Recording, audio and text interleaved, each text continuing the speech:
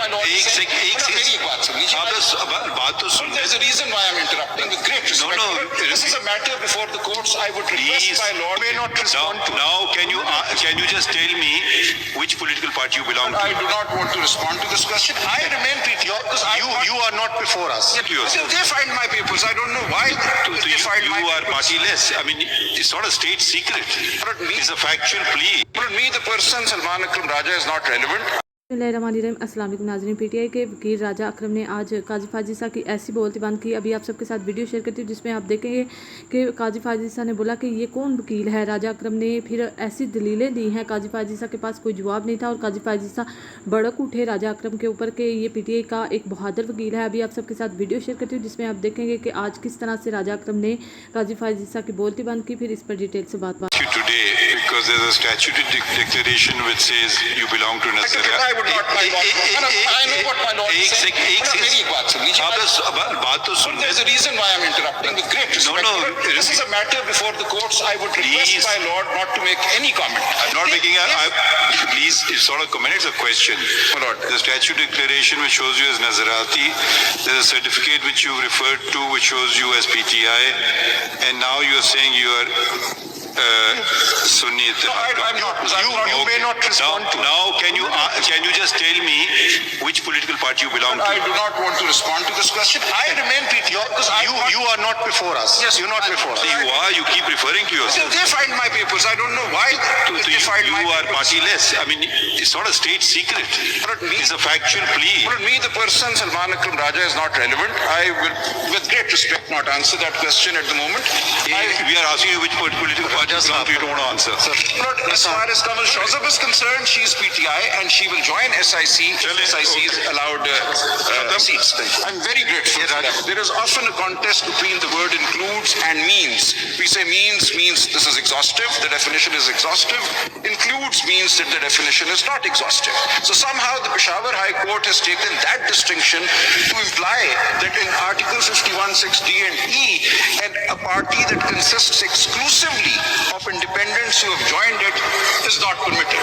And there is nothing in the Constitution to say that. Kindly read paragraphs 15 to 17 of the Peshawar High Court judgment. In addition, it is submitted that the Peshawar High Court has erred in interpreting the word includes as if it only means added to.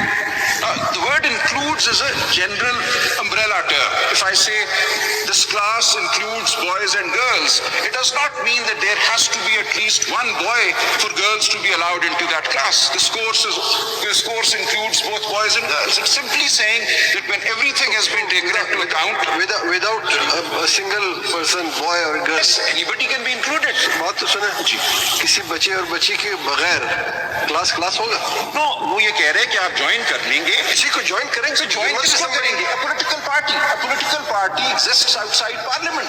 We know political parties exist outside parliament. So I'm submitting there is no language. Your lordships will have to introduce something to the language in order to create this restriction. I read on. It is submitted that the Peshawar High Court has erred in interpreting the word includes as if it only means added to. The word includes is a general term used to describe the members of a category. It does not necessarily mean addition to something that exists. Dictionaries may be consulted. I've placed a number of dictionaries which if I may be allowed, I'll just hand over. That the word includes never or very rarely means added to. Number 5, the ECP order merely assumes that reserved seats can only be granted to parties that have won at least one seat during polling. I find no real reasoning in the ECP order. The Peshawar High Court at least tries to provide some reasoning, but the ECP assumes that this is the situation. This departs from the reading of Article 51(6) by the ECP in 2019 when BAP was allowed reserved seats even though it had neither contested the election. I'm told it had contested, but it had not won. But it had certainly not filed lists of names for reserved seats. So to that extent I make an amendment here. Peshawar high court में भी आपका PTI ने तो कोई case नहीं लड़ा ना Peshawar high court में, वहाँ भी SIC लड़ रही है. वेरी पैराग्राफ 22 जो है पेज 47 पे यही बात जो यहाँ हो रही है वो पेशावर हाई कोर्ट ने भी आपको जवाब दिया है. I'm saying saying on These that PTI basis, backed independent candidates Yes, who won this seat who have joined the they are SIC. not pleading claim before us today. तो वो Peshawar high court के सामने भी यही बात ठीक हो गया. I'm not departing from what has been argued. That's a matter of record. But I'm submitting that once the independents or those declared independents have joined, they were entitled to seats even if there were no lists filed prior to the polling day, and even if that party had not won any seats. This was done in 2019 when BAP was allowed, and the Election Commission was then led by retired Justice Sardar Raza. There was deliberation. We cannot say that this reading of Article 51(6) in 2019 was entirely illusory, is something that no rational, sane person could have done. It was a rational interpretation arrived at, and there is no reason today to depart from that interpretation, particularly when in the facts and circumstances that we now face, it will lead to an entirely unrepresentative National Assembly as well as the provincial assemblies of at least KP and Punjab.